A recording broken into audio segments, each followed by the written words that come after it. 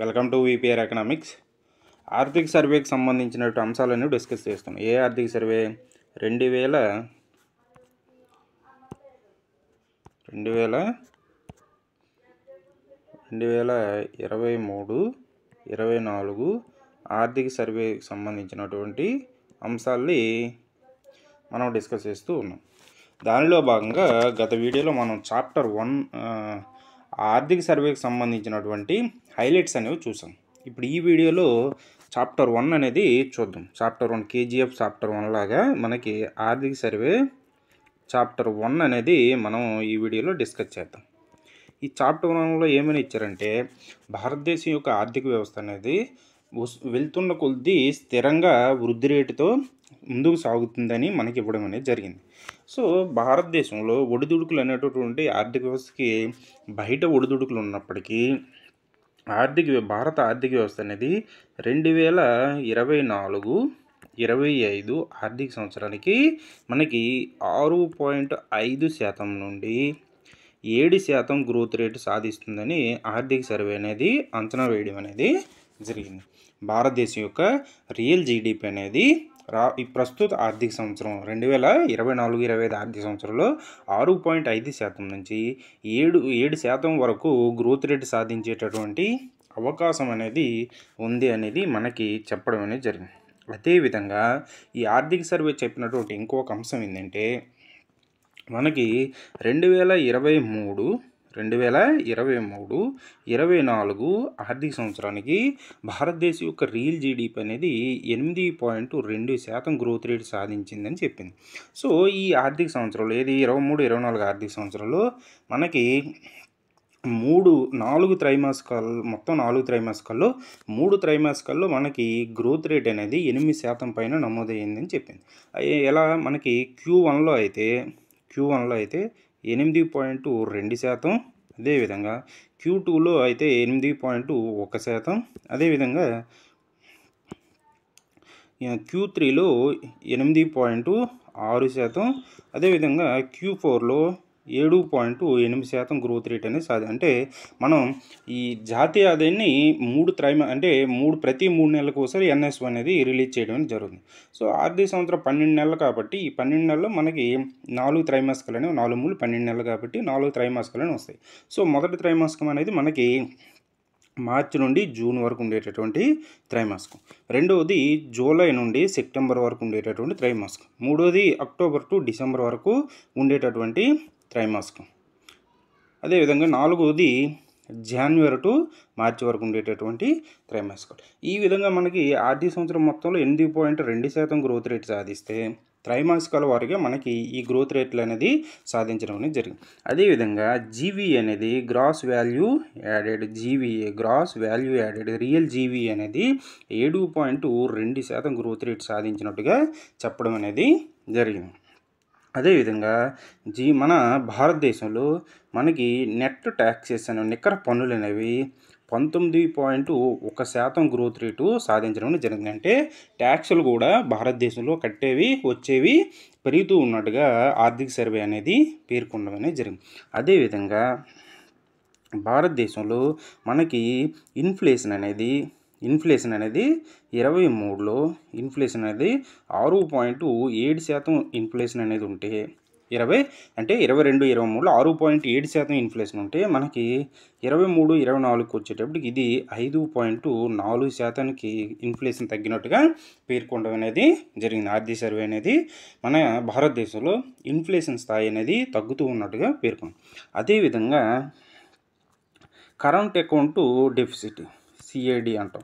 అంటే భారతదేశం అనేది ఇతర దేశాలతో చేసేటటువంటి వస్తు సేవల ఎగుమతులకు సంబంధించినటువంటి అంశంలో భారతదేశంలో లోటు అనేది 2022-23లో 2% అనేది ఉండేది. జీడిపిలో 2% ఉంటే 24కి వచ్చేటప్పటికి ఇది 0.7, అంటే చాలా తక్కువ. అంటే భారతదేశంలో దిగుమతులు అనేవి తగ్గి ఎగుమతులు అనేవి పెరుగుతున్నట్టుగా ఈ ఆర్థిక సర్వే అనేది పేర్కొనడం అనేది జరిగింది.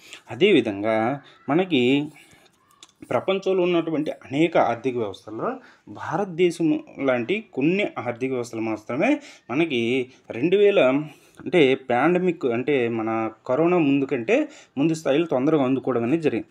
భారతదేశం అనేది 2020కి 2024కి మధ్య జీడీపీ అనేది 20% పెరగడం అనేది జరిగింది. అంటే 20లో మనం 100% అనుకుంటే ప్రస్తుతం మన జీడీపీ అనేది 20% పెరిగి 120%గా నమోదవడం అనేది జరుగుతుంది. అంటే 20% అదనంగా జీడీపీని మనం సాధించడం అనేది జరిగింది అనేది మనకి ఈ చాప్టర్ 1లో పేర్కొన్నటువంటి అంశం. ఇదే అంశాన్ని మనం ఇప్పుడు దాంట్లో ఏమి ఇచ్చాడు అనేది ఒకసారి మనం డిస్కస్ చేద్దాం.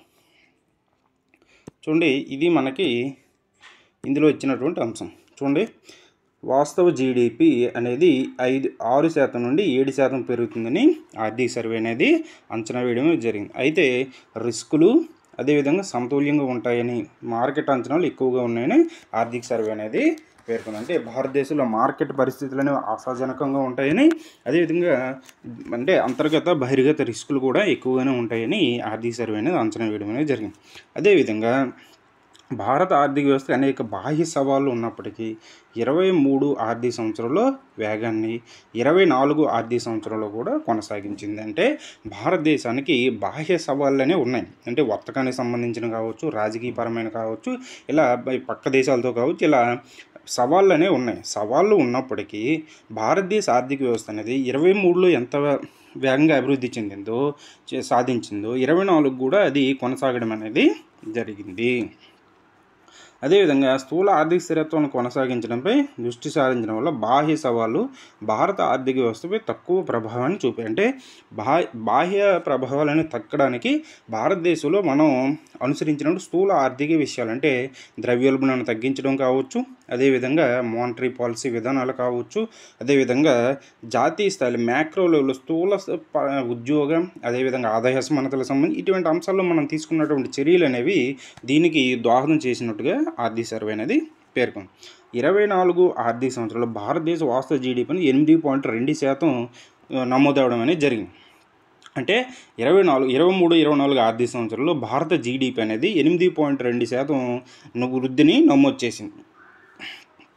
ఈ వృద్ధిలో 2024 ఆర్థిక సంవత్సరంలో 4 త్రైమాసికాలు 3 8% పైనే మార్కుని ప్రదర్శించడం అనేది జరిగింది. అదే చెప్పాను కదా, మొదటిదేమో 8 అంటే మొదటి త్రైమాసికంలో 8.2%, రెండో త్రైమాసికంలో 8.1%, మూడో త్రైమాసికంలో 8.6%, నాలుగో త్రైమాసికంలో 7.8% గ్రోత్ రేట్తో భారతదేశం అనేది జీడీపీని సాధించడం అనేది జరిగింది. దీంట్లో మనకి ఇది సాధించిన ప్రధానంగా మనకి వ్యవసాయ రంగం అనేది ఇండస్ట్రియల్ సెక్టర్ అనేది 9.5% గ్రోత్ రేట్. ఇండస్ట్రియల్ సెక్టర్ అని దీనికి ప్రధానంగా మనకి ఉపయోగపడింది. అగ్రికల్చర్ సెక్టర్ 1.4%, అదేవిధంగా సేవా రంగమేమో 7.6% వృద్ధి రేట్లు ఈ ఆర్థిక సంవత్సరంలో సాధించడం అనేది జరిగింది. ఎక్కువ వృద్ధి రేటు మనకి ఇండస్ట్రియల్ సెక్టర్లో 9.5% రావడం వలన మనం భారతదేశం అనేది 8.2% గ్రోత్ రేట్ సాధించడానికి ఈ ఇండస్ట్రియల్ సెక్టర్ అనేది ఉపయోగపడినట్టుగా మనం చెప్పడం అనేది జరుగుతుంది. అదేవిధంగా స్థూల విలువ జోడింపు అనేది 24 ఆర్థిక సంవత్సరంలో 2011-12 ధరలు, వీటిని ప్రస్తుత ఆధార సంవత్సరం ధరలు స్థిర ధరలు అంటాం, వద్ద 7.2% గ్రోత్ రేట్ అనేది సాధించింది. అదేవిధంగా స్థిర ధరల వద్ద నికర పన్నులు అనేవి 2024 ఆర్థిక సంవత్సరంలో 19.1% పెరగడం అనేది జరిగింది. అంటే నికర పన్నులు అనేవి భారతదేశంలో నికర పన్నులు 19.1% పెరుగుదల అనేది నమోదు చేయడం అనేది జరిగింది. అదేవిధంగా పరిపాలన, అదేవిధంగా ద్రవ్య విధానాలను చాకచక్యంగా నిర్వహించడంతో రిటైల్ ద్రవ్యోల్బణం అనేది సిపిఐ ద్రవ్యోల్బణం అనేది 23 ఆర్థిక సంవత్సరంలో 6.7% ఉండేది. ఇప్పుడు 24కి వచ్చేటప్పుడు ఇది 5.4%. మన లక్ష్యం ఎంత? 4 ± 2 అనేది మన లక్ష్యం. అంటే మనం 4% లక్ష్యంగా పెట్టుకున్నాం. అది +2 6 అయినా ఉండొచ్చు, లేదా -2 అంటే 2% అయినా ఉండొచ్చు. కాకపోతే మన లక్ష్యం అయితే 4%గా పెట్టుకోవడం అనేది జరిగింది. ప్రస్తుతం ఇది 5.4%గా రిటైల్ ద్రవ్యోల్బణం ఉందని ఆర్థిక సర్వే అనేది పేర్కొంది. అదేవిధంగా కరెంటు ఖాతా లోటు అనేది 24 ఆర్థిక సంవత్సరంలో జీడీపీలో 0.7% మాత్రమే ఉంది. ఇది 23లో అయితే 2%గా ఉంది. అంటే భారతదేశంలో కరెంట్ అకౌంట్ డెఫిసిట్ అనేది తగ్గుతున్నట్టుగా మనకి తెలుస్తూ ఉంది. అంటే 2% అంటే జీడీపీలో 2% ఉన్నది 7%. అంటే భారతదేశం నుంచి వస్తు సేవల ఎగుమతులు అనేవి పెరుగుతున్నాయి, అదేవిధంగా దిగుమతులు అనేవి తగ్గుతున్నాయి. దీనికి ఇది డెఫిసిట్ తగ్గడానికి కూడా మనకి సేవల రంగం అనేది ఎక్కువగా తోడ్పాటు అందించడం అనేది, సేవలు ఎగుమతులు అనేవి ఎక్కువగా తోడ్పాటు అందించడం అనేది జరిగింది. మళ్ళీ మనం చూసుకున్నట్టుగైతే మహమ్మారి తర్వాత భారత ఆర్థిక వ్యవస్థ కోలుకొని క్రమ పద్ధతులు విస్తరించింది. 24 ఆర్థిక సంవత్సరంలో వాస్తవ జీడిపి 2020 ఆర్థిక సంవత్సరంలో దాని స్థాయి కంటే 20% ఎక్కువ. అంటే కరోనా తర్వాత భారత ఆర్థిక వ్యవస్థను వేగంగా పుంజుకొని 2020లో ఉన్నటువంటి జీడిపితో పోల్చుకుంటే 24లో జీడిపి అనేది 20% ఎక్కువ. అంటే ఇప్పుడు 100% అనుకుంటే 20లో మనకి 24కు వచ్చేటప్పటికి అది 120% అనేది అవ్వడం అనేది జరిగింది. అంటే అంత ఎక్కువగా మనం జీడిపిని సాధించడం అనేది జరిగింది. అదేవిధంగా భారతదేశంలో వసూలైనటువంటి పన్నుల్లో ప్రత్యక్ష పన్నులు అనేవి 55% అంట, పరోక్ష పన్నులు ఏమో 40%. అంటే భారతదేశం వసూలైన పన్నులు మొత్తం 100%గా మనం తీసుకున్నట్లయితే అందులో డైరెక్ట్ ట్యాక్సెస్ అనేవి 55% అనేది డైరెక్ట్ ట్యాక్సెస్. అదేవిధంగా ఇండైరెక్ట్ ట్యాక్సెస్ ఏమో 45%గా ఇండైరెక్ట్ ట్యాక్సెస్ అనేవి ఉన్నాయి. అంటే భారతదేశంలో పన్నుల ద్వారా వస్తున్నటువంటి ఆదాయంలో ఎక్కువ ఏ ట్యాక్సెస్ ద్వారా వస్తుంది మనకి? ప్రత్యక్ష పన్నుల ద్వారా రావడం. ఇందులో ఏముంటాయి? ఆదాయ పన్ను, కార్పొరేట్ పన్ను, ఇటువంటి పన్నులనే ఉంటాయి కదా. సో వాటి ద్వారా మనకి ఎక్కువగా అంటే ప్రత్యక్ష పన్నుల ద్వారా ఎక్కువగా భారతదేశంలో పన్ను ఆదాయం రావడం అనేది జరుగుతుంది. అదేవిధంగా ప్రభుత్వం అనేది 81.4 కోట్ల మందికి ఉచిత ఆహార ధాన్యాలను అందించగలిగిందంట.